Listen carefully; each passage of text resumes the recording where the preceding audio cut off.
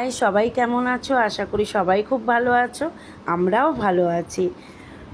পুরুলিয়ায় এসছি, আমি বাঙালি রেস্টুরেন্টে লাঞ্চ করব না সেটা কখনো হতে পারে না। তার জন্য আমরা দুপুরবেলা লাঞ্চ করতে বেরিয়ে পড়লাম সবাই মিলে। দেখতেই পাচ্ছ খুব রোদ, এদিকে যেমন রোদ আবার হঠাৎ করে দেখছি খুব মেঘলাও হচ্ছে। খুব ভালো লাগছিলো ওয়েদারটা। অবশেষে পৌঁছে গেলাম আমি বাঙালিতে। এখানেও এসে দেখি লিফটটা খারাপ। তো তার জন্য আমাদের তো উঠতে অসুবিধা হচ্ছিল না, কারণ সেকেন্ড ফ্লোরেই রয়েছে। কিন্তু শাশুড়ি মায়ের একটু কষ্ট হচ্ছিল, যেহেতু ওনার পাটা ভাঙা আছে। খুবই কষ্ট হচ্ছিল ওনার। আসলে আমরা কি বলতো, যখনই পুরুলিয়া আসি আমি বাঙালি রেস্টুরেন্টে আমরা লাঞ্চ করতে আসি এই কারণে। কারণ পুরুলিয়ায় যারা থাকো তারা তো সবাই জানোই।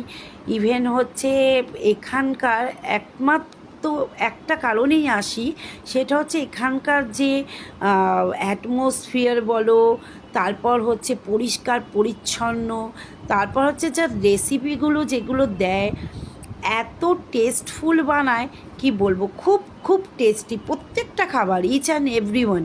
তো ওই জন্য আমরা প্রত্যেকবারে এখানে আসি। তো আর আর যেহেতু আমার ছেলে এখানে এসে এসে এমন হয়ে গেছে, ওর মানে চিনে গেছে। তো ঢুকেই পুরো দুষ্টুমি শুরু করে দিয়েছে। এদিকে ওর বাবা ওকে খুব বকছে, চোখটা বড় বড় করছে। হ্যাঁ, আর কে কার কথা শোনে।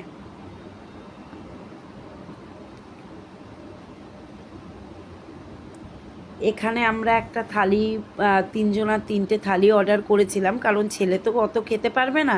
তার সাথে আমরা চিকেন কষা আর মাটন কষাও আমরা নিয়ে নিয়েছিলাম। খুব খুব টেস্টি হয়েছিল। তো যাই হোক, চলো বাই। আবার পরে দেখা হবে অন্য কোনো ভিডিও নিয়ে।